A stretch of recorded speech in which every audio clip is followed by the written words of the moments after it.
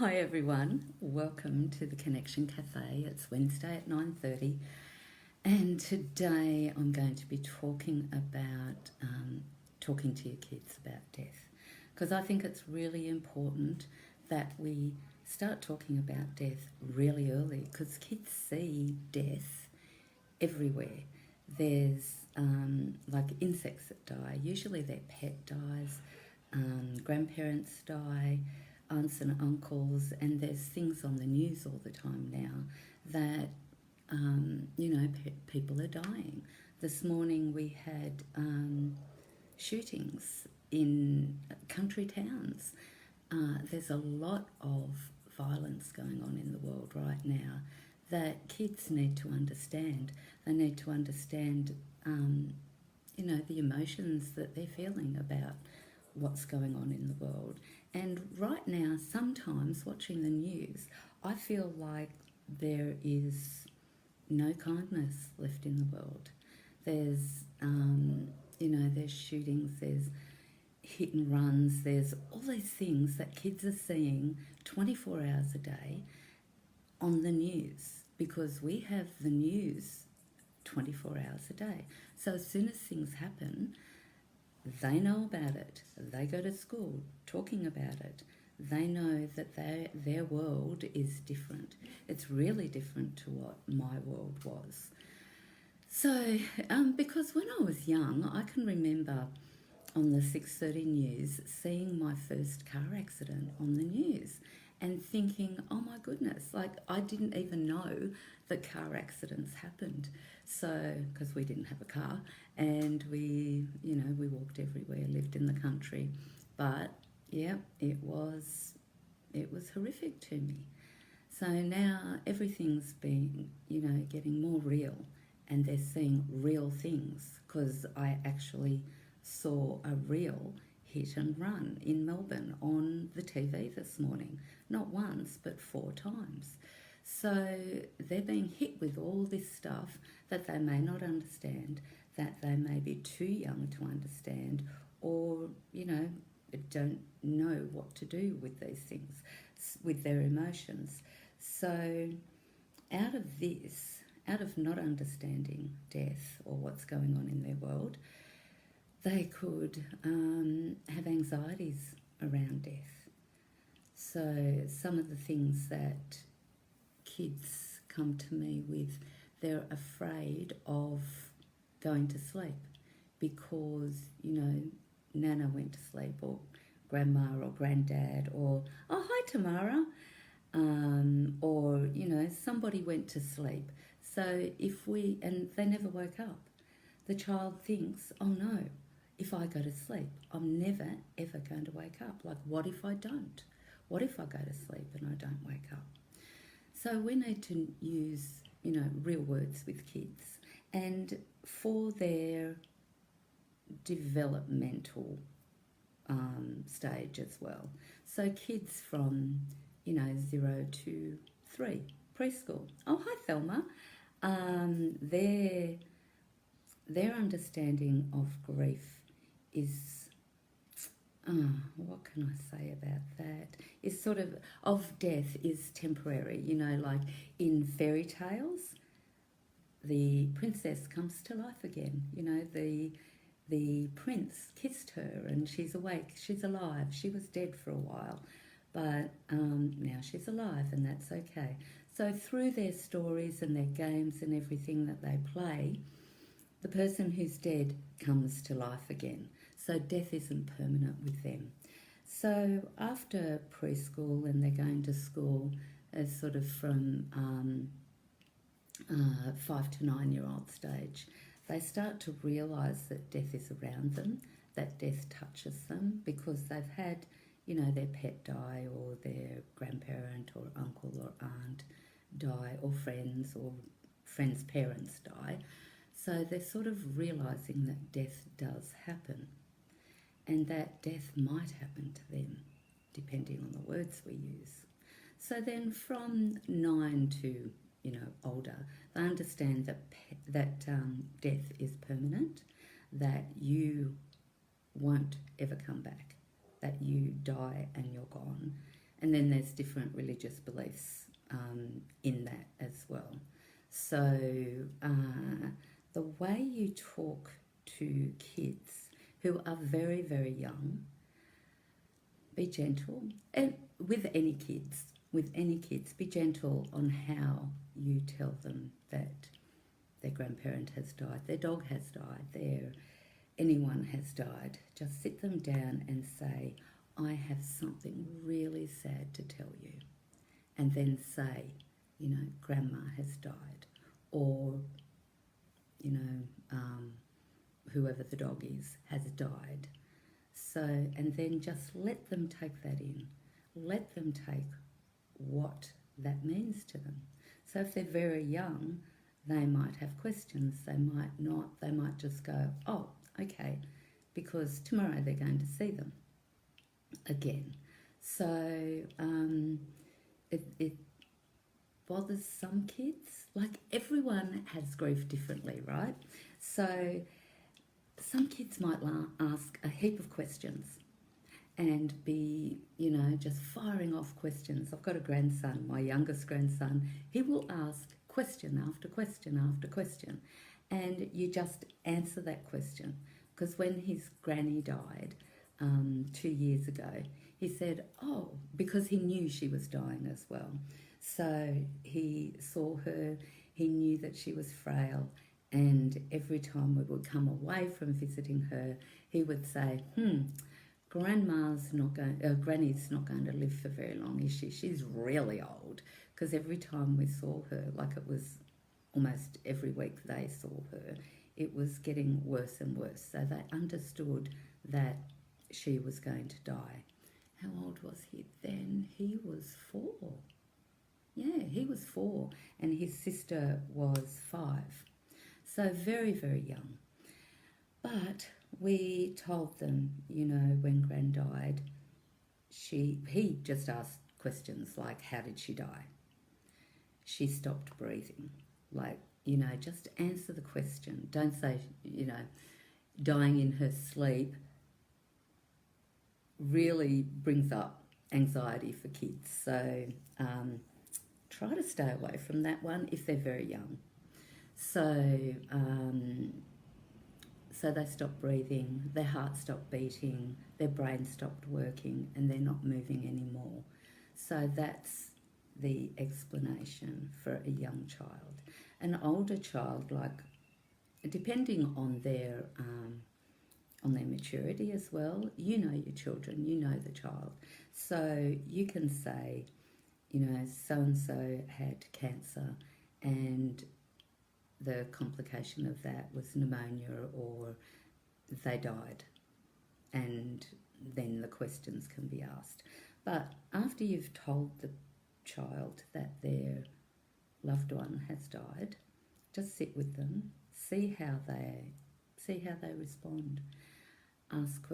Let them ask the questions. Don't bombard them with, oh, they died because of this and that, and because your grief can sometimes take over as well, because you're really sad. You are, you're thinking about, what about the future? Like, if it was Gran that died and you used to visit her every day or every week or every month, she won't be there. There won't be any more birthdays for her. There won't be any more, letters or emails or any contact. So, and the love that she used to give you is gone. So you're dealing with your own grief. And to comfort you and comfort your child, just sit and hug them. Hopefully they're huggy and hopefully you're huggy, but just be with them, be present with them and feel your grief. Let them know that you're grieving too, that you're sad. Sometimes you need to name your emotions so your child can really know, oh, Mummy is sad, Mummy is crying. Yeah, Mummy's, it's really sad that Mummy or Daddy is really upset about this person being missed, being gone from their life. So that opens conversations to, the child saying, oh, Dad, you're crying. What are you crying for? And instead of saying, oh, it's okay, as people generally do who are grieving, just say, I'm crying because I miss my dad. And just be with that.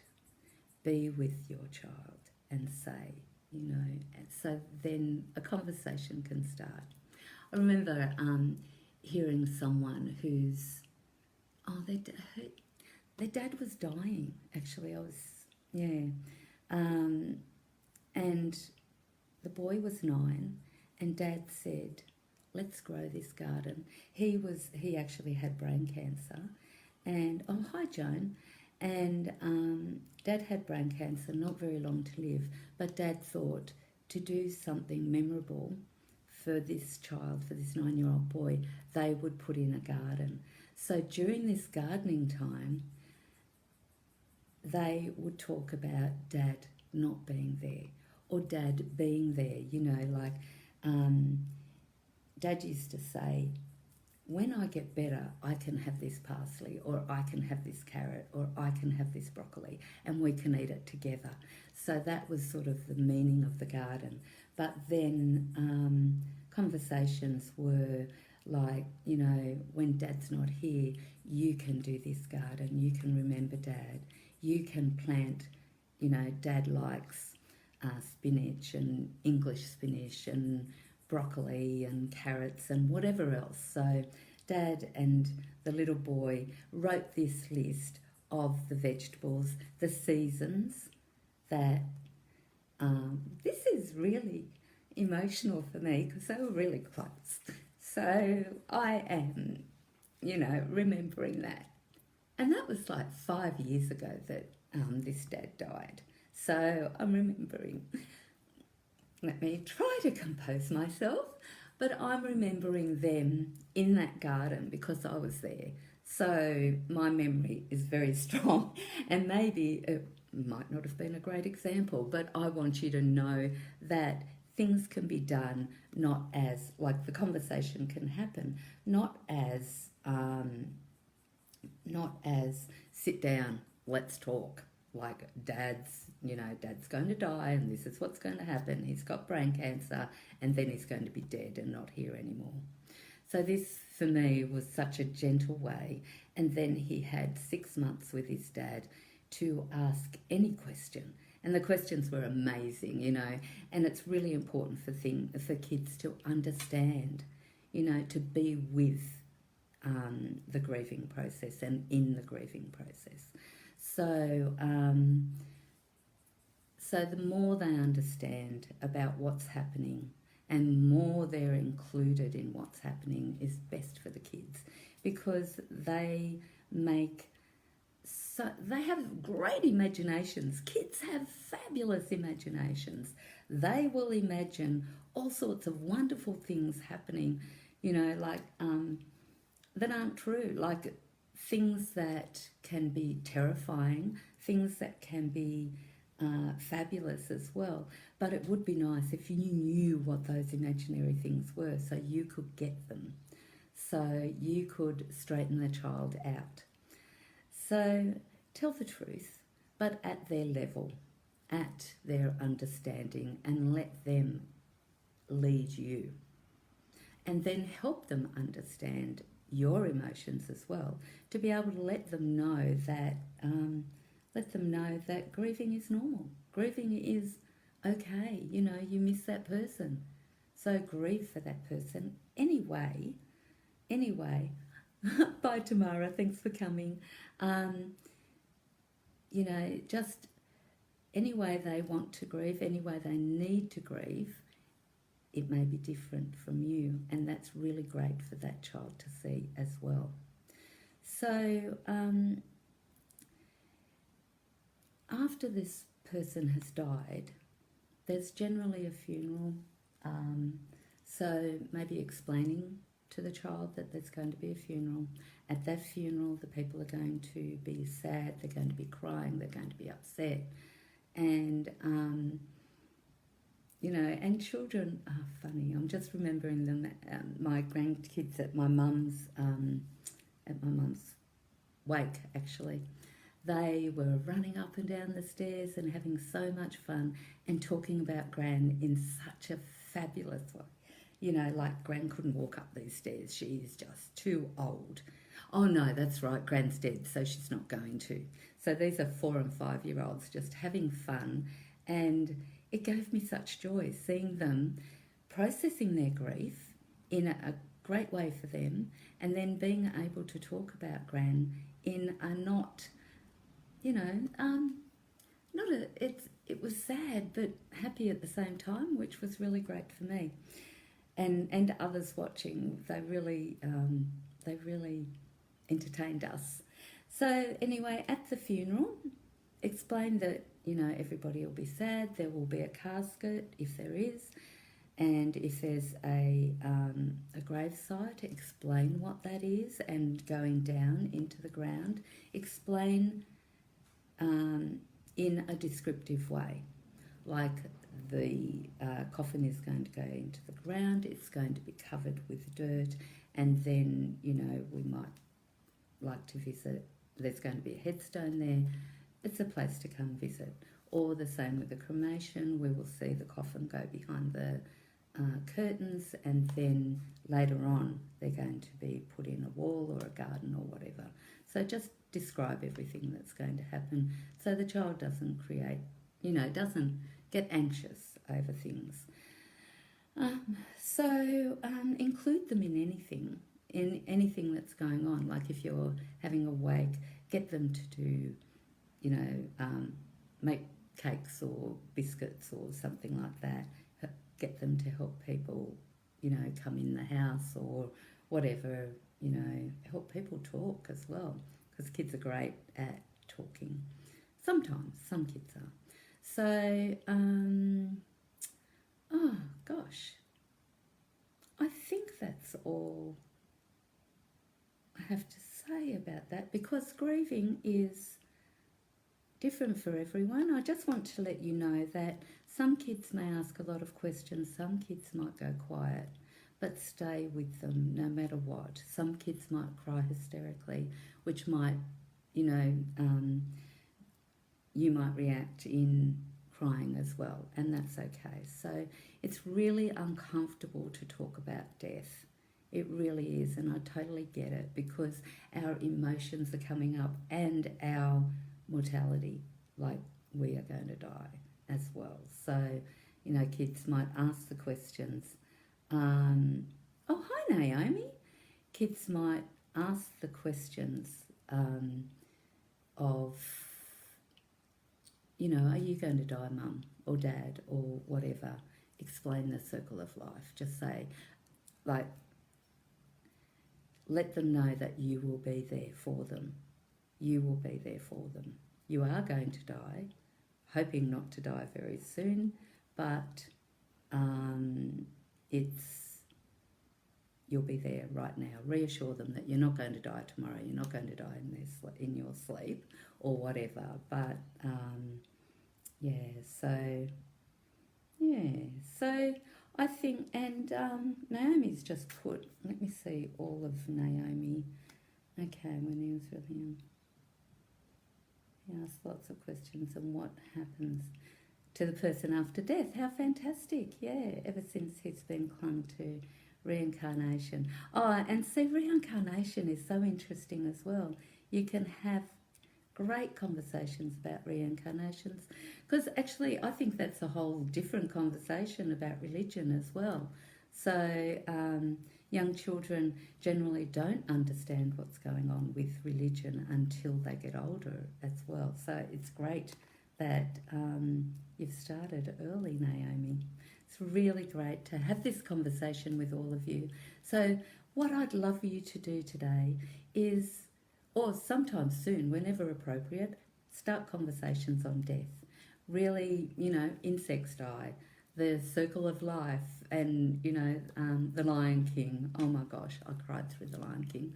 But, you know, anything that comes up about death, I think making it a natural part of your conversation is so important. So really enjoy your week. hopefully you'll get a chance to talk to your young children, your older children, your brothers, your sisters, your mum, your dad, whoever, and get the conversation going, because it is a big thing to deal with. It's a big uncomfortable thing that we all are going to die. But let's have the conversation. Let's have it as a natural conversation. So thanks for turning up this week, and hopefully I'll see you next week. Thanks a lot. Bye.